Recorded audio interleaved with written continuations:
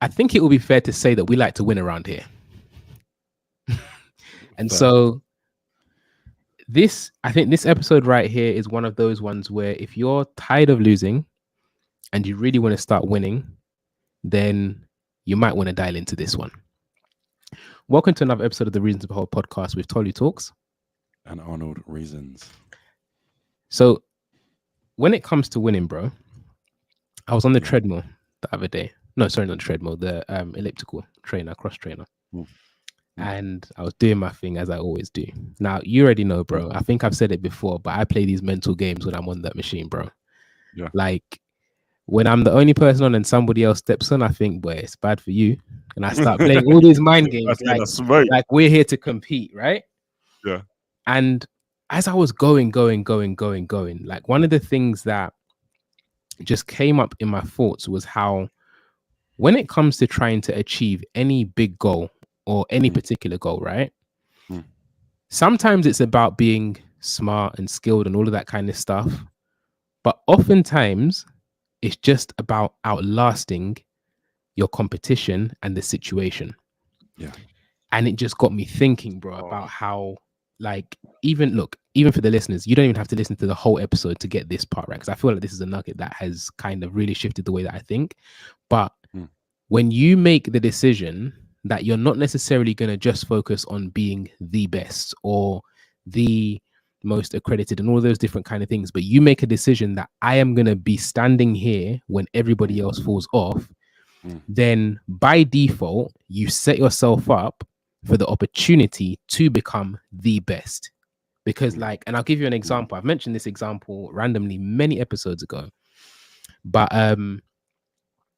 obviously, you know, from the ends, grime music, all of that kind of stuff. Chipmunk, aka Chip. Chip, bro. No disrespect to him at all. I used to think he was whack when he first came out. Right. Really? This is when we were all younger. I didn't think he was that good. Right. There were other people who I felt like were considerably better than him. Right.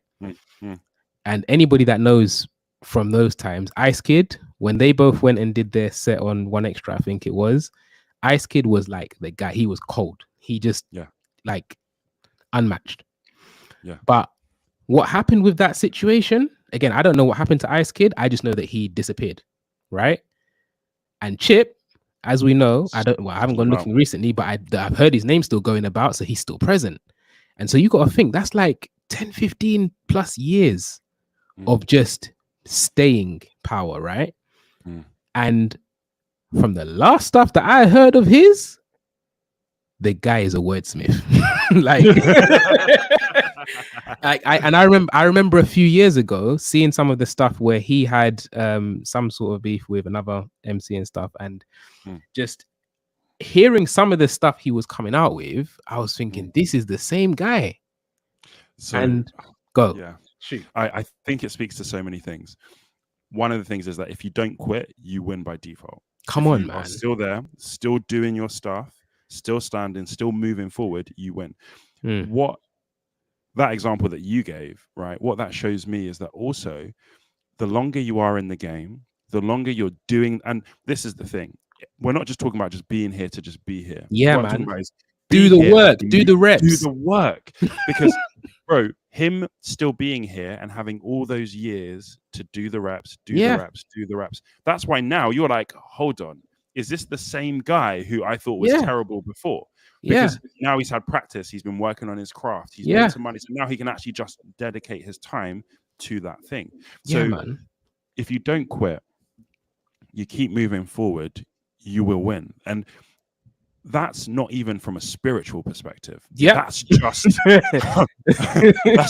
worldly how it works. If you keep going, keep moving, you will get better. You will do the right, you will get there.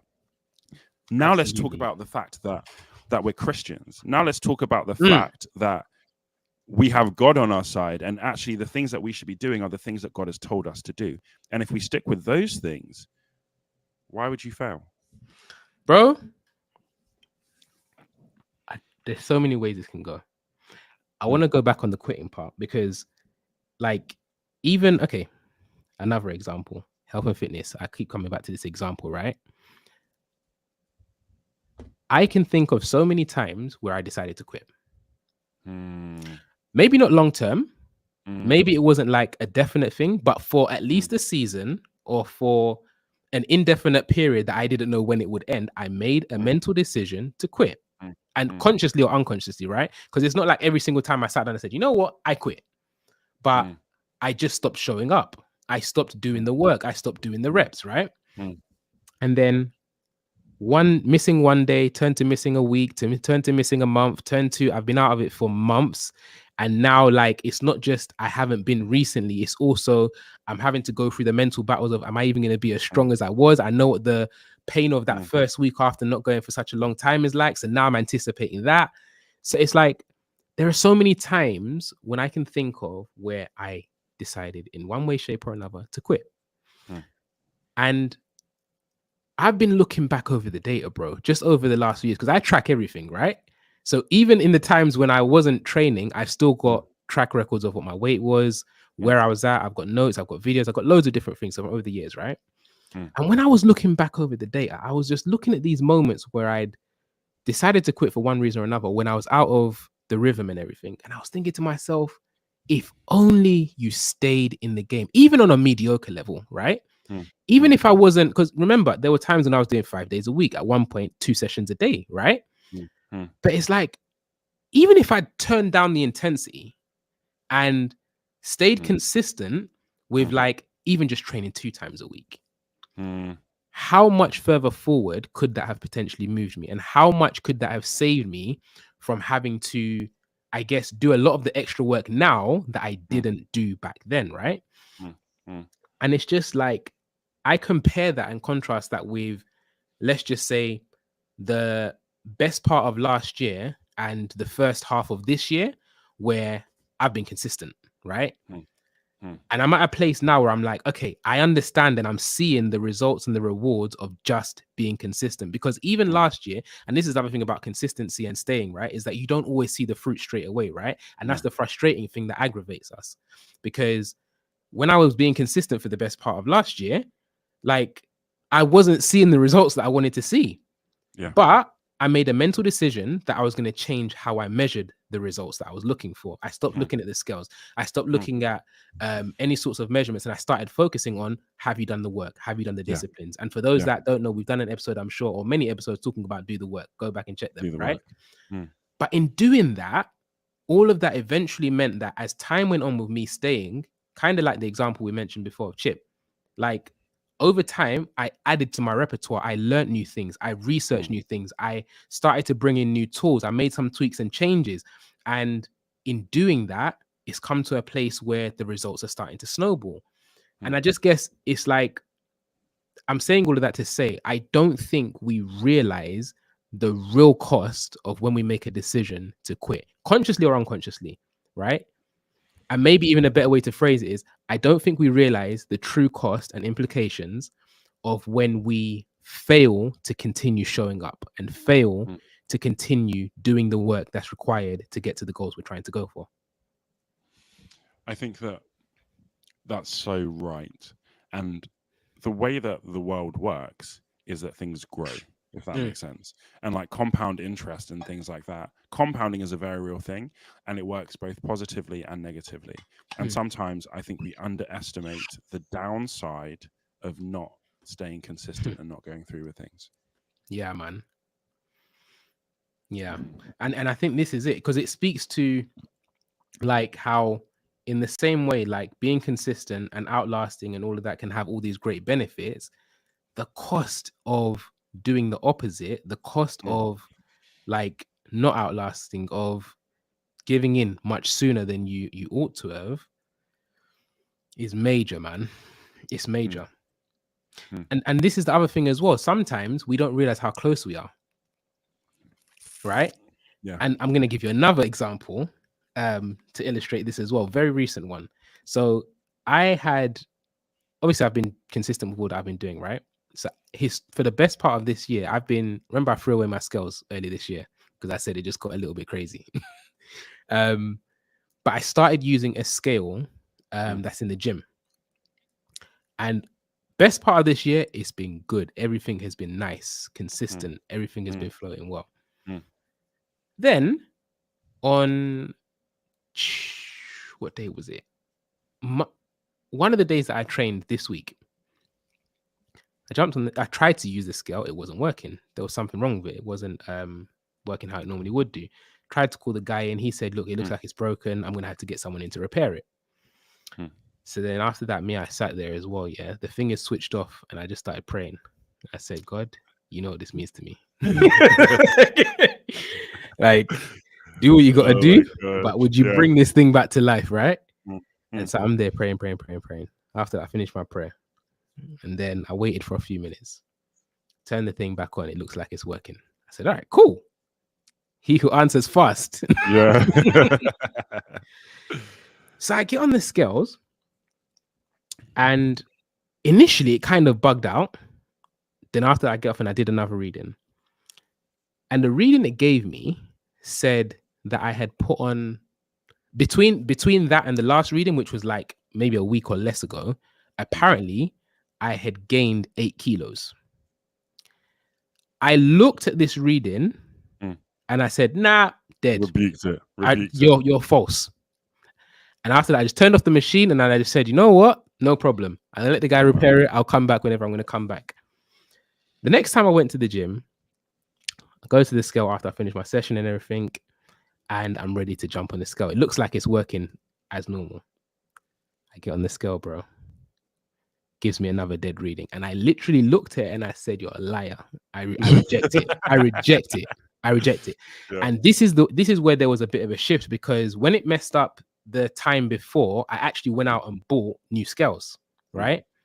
And I got my weigh in and stuff when I went home, which again showed that thing was wrong. But then again, I did it on the following time just to kind of test and see what happened. And I thought, okay, I'm going to find out once and for all if you are true or if you are not. And I don't believe that you are. Went home, jumped on the scale. Everything was crispy, right? Moral of the story for me, and what I was thinking out of it, is how this is how the wrong data, the wrong thing, or some sort of incorrect feedback can cause you to quit because you think that you're not there, right? When actually you need to change how you're measuring whether you're there or not. Do you get what I'm saying? And like I literally saw, and it was such a special moment for me, because I literally saw a common failing point for me historically over the years that I never would have spotted before. Because on this occasion, the difference between this time and all of the times before is that I could say, hand on my heart, I have done my job. Stuff. I have done the training, and forget the training, which is like a small fraction of it. From a nutrition and diet point of view, I have executed flawlessly, right? So there is no way that this can be true, right?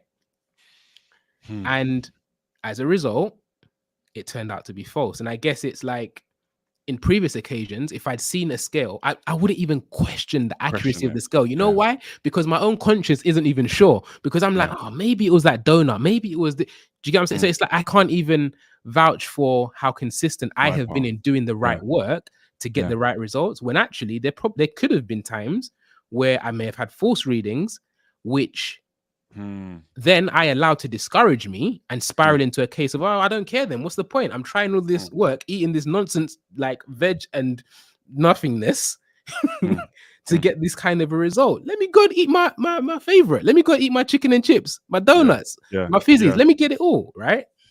Do you know what? And this is slightly different. It reminds me of two things. We walk by faith and not by sight. And faith without works is dead, right?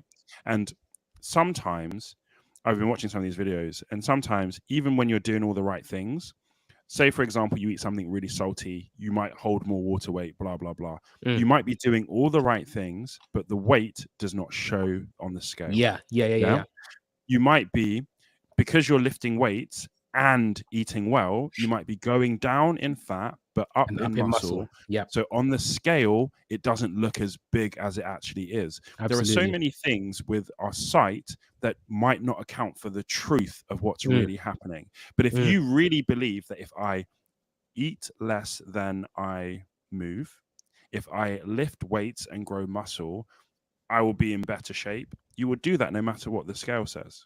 Yeah.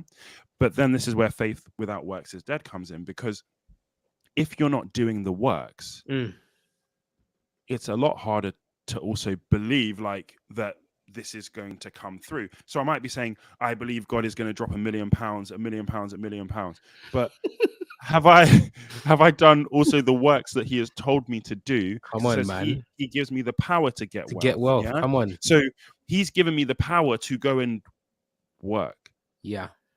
To go and do, right? So you don't get the results often because you walk with your sight and what I can see. So, okay, I can't quite see the money in my bank account yet, so I'm going to stop doing anything and just wait. No, like go do the works that you've been told to do, right? And then that comes through. You show your faith by your works. You believe it's going to work, so you do the things. And sometimes I think that that's where we miss out on some of the things that God actually has for us, because I feel like the only thing that doesn't come with works is our salvation. Like, that's not a works thing. That's saved by faith through grace, not of yourself, but of the gift of God.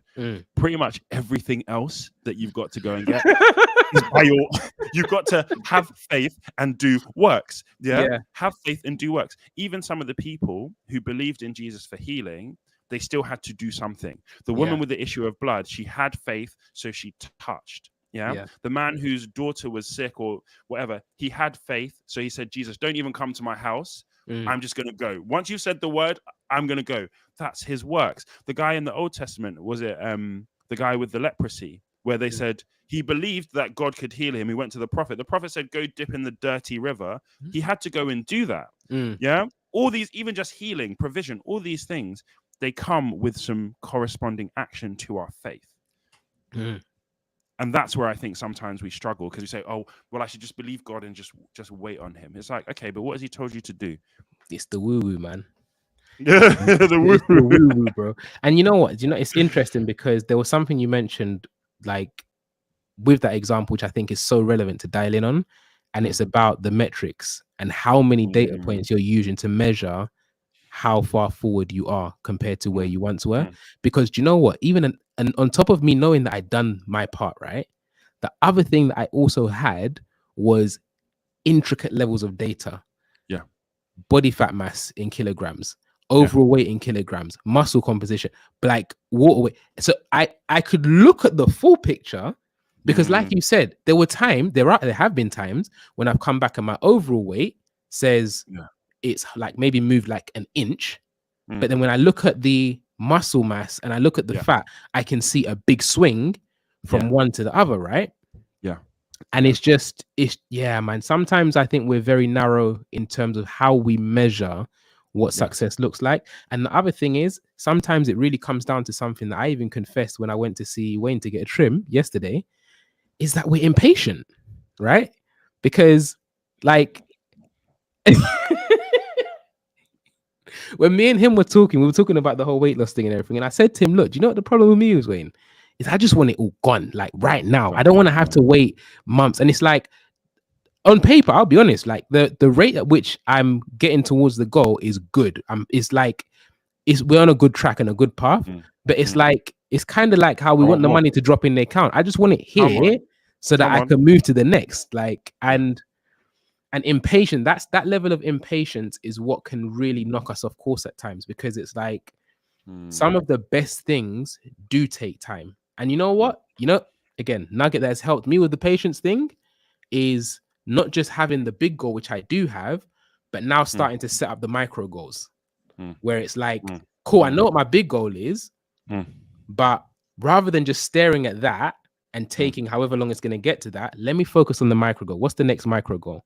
And that came from like listening to something where I heard David Goggins speaking, and he was saying how the reason why we go back to bad habits and old ways is because we don't hit our goals fast enough.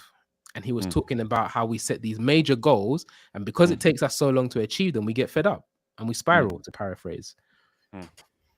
And I think that some of it is understanding human nature and human behavior, because even when you think about how things grow, there comes a time where you start to see little bits of progress. right? Where you start to see little bits of change. And I feel like that's how God has designed it, so that those are the things that encourage you, keep you going. I think that sometimes we're not looking for those little bits of change. We're not looking for, okay, where have I grown? Okay, my response is actually different this time. Okay, I've managed to go longer than I did last time. Like, we're not looking for those little things to keep us on the path, but they're so important. No, it's real, bro. So, all right. So someone listening to this is saying, how do I outlast my present situation and my competitors? What are some practical tips? Yeah, it's all about the enemies, bro. My enemies. May my enemies never prevail. But how do I do it? How do I have staying power? How do I not quit? How do I remain consistent? All of those types of questions. Any thoughts on that? I think that in one way it's a decision. In one way, you have to purpose in your heart that is what you're going to do. And then you absolutely have to lean into the grace that God has provided to do that. Even like we were talking about, like, you know, where there's those temptations to worry about finances, for example. You know, like, it's a real temptation, especially in the world we're living in right now, where things are a little bit mad and probably not going to get less mad for a long time. The temptation to not stand firm on God's promise of provision, not stand firm in God's identity as provider, not realize that, look, the world can go to absolute pot, but we can still be provided for. 1,000 may fall at my side and 10,000 at my right hand, but it will not come near me. Like, bro, we have to remind ourselves of these things. We have to. And bro, God is so faithful, because even on one of them days, yeah, where the worries are trying to come in, and I opened my Bible app and it was Psalm 23. Yeah. The Lord is my shepherd, I shall not want. You know, like, bro, that is true. It's just truth. Yeah. It's just truth. My circumstance is not truth, bro. It's not truth at all. At all. Because you don't know the turnaround and the breakthrough that God can bring so instantly. Yeah. Because you know, when it talks about you've been sowing your bread amongst the many waters, and you don't know, like, when it's going to come back, basically. Like, bro, if you're doing the work and you're sowing the seeds, opportunities will come, right? And even just the last few weeks have been really interesting for me, because I had to make a decision that, God, I'm going to trust you in this. And bro, since I made that decision, and I did some of my corresponding works that I needed to do, what I felt God was telling me to do, bro, the opportunities have been coming, bro. Like, things have been happening that I can't make those things happen. So you have to be intentional. You have to make your decision, but you have to rely and lean on the grace and the strength and what God has given you to outlast that situation. You just have to keep going, but you can't do it on your own. I love that, bro. You can't. But also, God can't do it without you, if that makes sense. If that makes sense. If God has said to you, you know, be still, stand still and see the salvation of the Lord, but you're running around like a headless chicken, you're not going to be where the salvation of the Lord is. It's like, it's that simple. You're not actually going to stand still and see the salvation of the Lord. You're not going to see it because you're running around all over the place. He's told you, no, chill. Rest in me.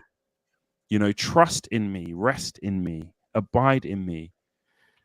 Let's do that. So, you know, I'm going to add to it with wild idea. For those who are getting the listening experience, you might want to switch over to YouTube sometime soon, because we do some visuals and you're about to see what we're talking about on top of getting our facial reaction. So at Reason to Behold on YouTube. And if you are watching on YouTube and you haven't already and you like this type of content, make sure you hit the subscribe button. Let's go. So there's a verse which I want to share. And it's funny because where the verse is placed is where some people get upset about the idea of whether wealth is something that we can do as believers or not, right? Abraham was rich in it. It's the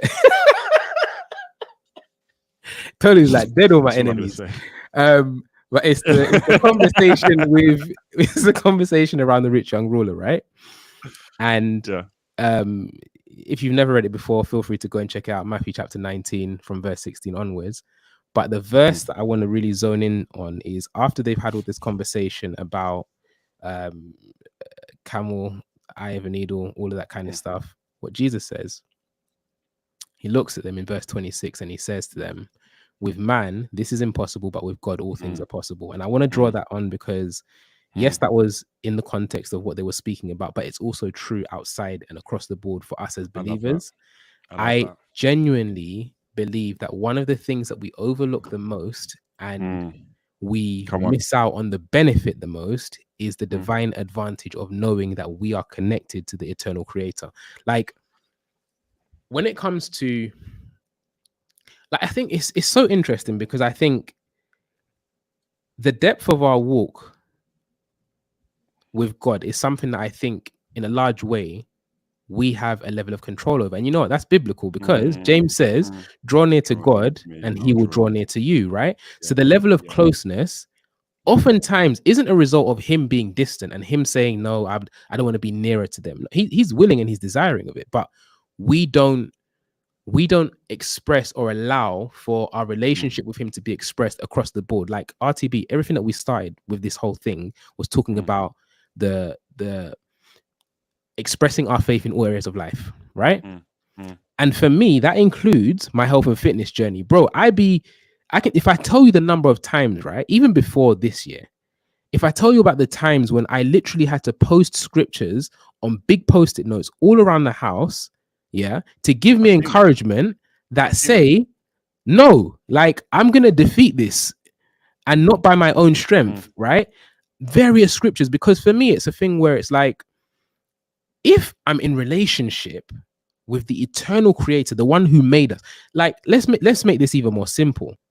This common device here, right? This Apple iPhone, unsponsored, maybe one day, right? But you guys got to start sharing these episodes if we're going to get that type of sponsorship. We don't charge you guys. Come on, share the love. But if this common device, right? If I have a relationship with the manufacturers, the decision makers, the people behind Apple, the ones that decide what's going to happen with it and which direction it's going to go, then surely if there is a problem with this device and I have a relationship with them, like, where else am I going to go? If the screen is busted and I can't see a thing and it's black screen and I can feel it vibrating, but I'm not getting any sort of idea of where else will I go? Right. And likewise, if the screen is working and I take a call and I put it to my ear and I can't hear a thing, where else will I go? And I think we make the mistake of running so fast, even using that example to the Rebos, the tech repairs, the corner shops, right? Those that get it will get it. The corner shops, the local guys who are kind of like, they have some sort of idea how the thing works, and maybe they can get you some sort of result, but the question mark is the result they're going to give you going to be as effective and as high quality as the result you would get if you went back down to the direct manufacturer? Do you get what I'm saying? 100%, because there's something that I've been pondering on. And the matter of fact is, bro, is that humans who are godless, still achieve amazing things. When you see some of the richest people in the world, they've in a way done it without being Christians and without being subscribed to what we subscribe to. And I think that links to what you said about the corner shops. When you take some of they'll fix your phone. Your phone will work. It's possible. And I think what's really important to know about this is that if you just follow the principles, even without God, you will get results. Absolutely. But come on, what is the end goal of our lives? Because, bro, at the end, if you take your phone where you've got it fixed at the corner shop back to Apple, you've voided your warranty. You substitute the warranty, bro. I'm gonna throw this camera on the floor, bro. I'm telling you, right? Because listen, you substitute, you void your warranty. Eternity, bro. You void your warranty. So, like, for me, it's this thing of understanding that, yes, bro, even if you just follow the principles of staying strong, you will still win. But, bro, you don't even have to suffer like that.